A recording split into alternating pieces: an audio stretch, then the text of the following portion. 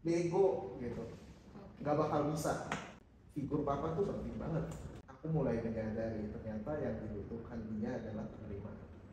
Hai, aku Gwen. Selamat datang di Cerita Keluarga episode pertama. Karena kita percaya bahwa setiap keluarga punya cerita yang bermakna. Hari ini kita kedatangan seorang narasumber. Ia adalah seorang anak, dia seorang suami dan juga sekarang seorang ayah. Yang dimana hal yang menarik dari cerita dia adalah pentingnya sosok bapak untuk anak laki-laki bahkan. Jadi nanti kita akan ngobrol-ngobrol langsung aja. Oke, boleh kasih tau kamu anak berapa? Ya, aku anak pertama dari 2 bersaudara. How's your relationship with your dad? Pengalaman hubungan sama papa gimana sih dulu? Aku nggak mau banget jadi kayak papa. Almarhum papaku udah nggak kerja itu udah dari sejak aku SD mungkin kelas 4. Kenapa ya lahir di keluarga yang begini? Akhirnya berjuang. Aku nggak mau kayak papa, hidup mau beda. Mau lebih baik lah ya. Harus better gitu kan. Pokoknya bisa menafkahi keluarga segala macam gitu ya. Betul, makanya aku belajar benar-benar olimpiade, lomba-lomba. Terus waktu pada saat itu mau jadi dokter sebenarnya. Tapi kan kita tahu biaya mahal dan aku juga sadar kondisi keluarga seperti ini, makanya looking for scholarship sebenarnya. Beasiswa. Cari beasiswa nih. Pada saat itu ya kalau sekarang sih aku ngerti maksudnya ngomong apa ya. Kalau dulu aku belum ngerti, dia ada mungkin dia di dalam pikiran juga pasti pusing ya. Sebenarnya tertekan gitu ya. Tertekan. Sebenarnya dia pengen memberikan yang terbaik, tapi somehow dengan kondisinya saat itu, kondisi jiwanya dan sebagainya itu tidak memungkinkan. Jadinya keluarnya emosi. Jadi kata-kata bego gitu, nggak bakal bisa. Itu bahkan sebelum tes. Padahal tapi udah ikut olimpiade, fisika pernah, biologi pernah. Jangan lupa lah olimpiade kayak gitu. Jadi sains lah, kita ngomong olimpiade sains. Dibilang begitu, nah itu jujur waktu itu ya terluka di sana. Menusuk sekali ya. Iya, ibaratnya kayak biaya enggak, gitu maksudnya anaknya lagi berjuang malah dikatain bego pada waktu itu. Belum ngerti. Berarti berapa tahun bisa dibilang sebenarnya bertumbuh sebagai seorang anak laki-laki anak pertama yang nggak suka gitu loh sama papinya? Berapa lama? Ya berapa tahun nih? Jadi SD-nya sampai lupa saking lamanya. Mungkin SD sekitar dari kelas 4 atau kelas 5 sampai SMA. Ya bisa dibilang berarti sekitar SMA karena itu kan tinggalnya bareng. Setelah itu kuliah keluar kota. Mungkin sekitar kayak 7 tahun gitu ya. Ya itu kurang lebih sekitar segitu ya. Terus habis itu lanjut kuliah. Akhirnya berhasil dapat dokter. Enggak, akhirnya kuliahnya di jurusan lain karena scholarship-nya nggak dapat yang dokter. Waktu itu coba scholarship nasional, enggak sih, ke Jepang sih, cuma gagal. Ya udah, alternatif kedua engineer lah. Ini udah akhirnya sekolah keluar kota Bandung, ambil teknik. Nah di situ hubungan sama apa gimana? Masih ya begitu aja ya. Tapi pada saat itu momennya udah mulai berubah sebenarnya, karena yang tadi aku bilang kamunya yang berubah. Walaupun orang tuanya nggak berubah ya? Orang tuanya nggak berubah. Bedanya itu aku kenal pribadi Tuhan, ngerasain kasihnya, mulai menyadari jadi di posisi dia itu juga tidak mudah.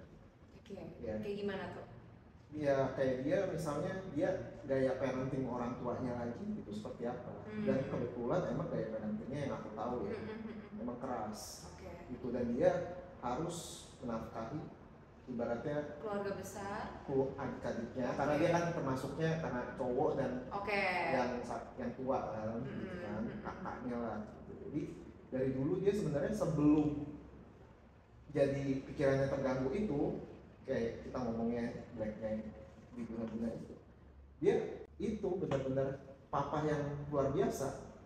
Setelah aku mulai bisa melihat hal-hal baik. Abis dipikir-pikir gitu ya, maksudnya pikir baru kayak sadar ternyata. Tapi somehow kondisi dia yang tidak memungkinkan dan sebagainya, dan itu yang membuat keluarga kesel gitu kan, keluarga besar juga kan. Pasti ada gitu. Ya lihat sebelah mata. Lihat sebelah mata dan sebagainya, dan which itu mulai ada pemikiran seperti itu. Oke, sebelum mungkin bahas lebih jauh, kan papa tadi udah almarhum. Akhir ceritanya gimana? Is it a good memory? Good memories ya?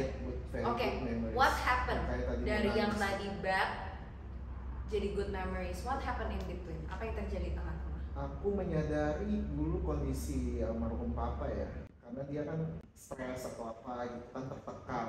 Dia sebagai kepala keluarga udah jadi nalurinya sebenarnya untuk mencari nafkah untuk keluarganya, menghidupi keluarganya, itu nalurinya. Dan ketika itu nggak bisa, itu menjadi beban pikiran yang luar biasa sih.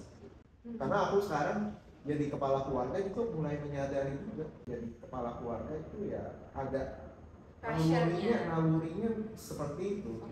Jadi aku jadi terkadang kebayang lagi gitu dulu, kayak posisinya berat ya. Di satu sisi aku tahu dia mau doing the best. Kalau dulu aku pulang dari Bandung gitu kan, lagi balik gitu kan, dia yang benar-benar ready buat jemput di travel, terus habis itu siapin air panas apa, karena kan biasa malam, benar-benar deh pokoknya. Setelah lihat itu semua, he knows dia pengen doing the best, but somehow ada yang dia nggak bisa, terlimitasi, tapi setidaknya dia mencoba apa yang dia bisa lakukan gitu loh. Dan kenapa good memories? Karena aku mulai menyadari ternyata yang dibutuhkan dia adalah penerimaan. Karena selama ini yang dikasih tuh tuntutan dan gitu rasa penolakan, bahkan dari orang-orang terdekat, termasuk aku dulu. Dari orang terdekat aja nyakitin dia juga gitu, saling menyakitin. Jadi no one lah ya, benar-benar terima. Just for who he is gitu for ya. Who he is, bukan karena dia bisa cari nafkah. Bukan karena dia bisa lakuin. Jadi itu aku sadar penerimaan dan kasih itu sangat-sangat penting bagi setiap orang. Even itu orang tua ya. Even itu orang tua, umurnya berapapun, penerimaan dan kasih itu sangat-sangat penting. Karena ketika ya itu ya tadi aku bilang ya, perubahannya ya emang dimulai dari ya aku kita. Ya mulai mengerti gitu dari kita dulu gitu, nggak bisa menuntut lu berubah gitu, nggak bisa gitu, emang harus dari kita, karena kita kan bilang terangnya gitu kan, ketika ada terang gimana gelapang itu mulai ada terang gitu, biar iso. Nah dari situ baru deh mulai bisa mengasihi bisa terima dia walaupun dia masih still cannot do anything gitu kan, still masih nggak bisa kan? Tapi perubahannya itu nyata, nggak langsung tapi bertahap, mulai berkurang ngomong sendirinya, terus mulai ada komunikasi satu sama lain dan even satu keluarga. Dan kuncinya tuh kita waktu itu aku ada jalanin bisnis gitu lah, emang hatinya tuh untuk supaya ada aktivitas, karena waktu itu aku masih kerja kantoran. Biar dia ada aktivitas, karena kan sehari-hari bosen banget ya kalau ada aktivitas, makanya akhirnya jadi kayak pikiran bisa kemana-mana gitu kan. Mulai ada aktivitas tuh, bareng-bareng komunikasi, dan dia tahu ini yang pengertian yang aku dapat ya. Dan di situ dia mulai ada muncul confidence-nya. Ketika dia diterima, kita tahu he is love. Aku juga misalnya ya bilang aku sayang papi gitu, aku sayang papi gitu. Dia tahu dia dikasihi, dia diterima, dia mulai ada confidence juga. Bareng-bareng kita satu keluarga akhirnya very ini loh keluarga yang dari dulu kamu mau ya, gitu ya, meskipun gak lama. Ya paling berapa bulan lah, nggak nyampe 1 tahun, dan akhirnya papi dipanggil Tuhan. Tapi the last time lah, itulah masa-masa. It was a good memories in the end gitu ya. Very good memories, dan ya ini kayak nangis gitu, jadi kayak dulu kayak gimana, but akhirnya seperti ini gitu, kayak very good ending gitu, sesuatu yang aku selamanya akan bersyukur.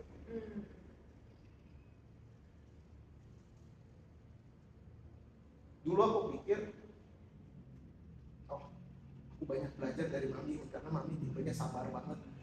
Karena aku tipenya kan relatif lumayan sabar. bisa dibilang begitu. Jadi sabar banget, aku belajar banget dari mami.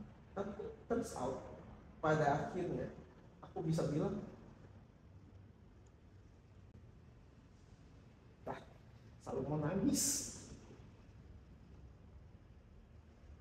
Figur papa tuh penting banget. Dan turns out aku menyadari ternyata selama ini aku paling banyak belajar dari orang tua. Meskipun prosesnya nggak enak ya, prosesnya penuh ya, tidak saling melukai dan sebagainya, tapi ketika itu direspon dengan hati yang tepat, aku sadar aku paling banyak belajar dari gimana dia berjuang ya, meskipun kondisi dia ya lepas dari semua itu. Dia tetap ngampunin, maksudnya enggak yang dibawa kesal gitu, walaupun orang lain caci maki, bahkan keluarga bisa bilang.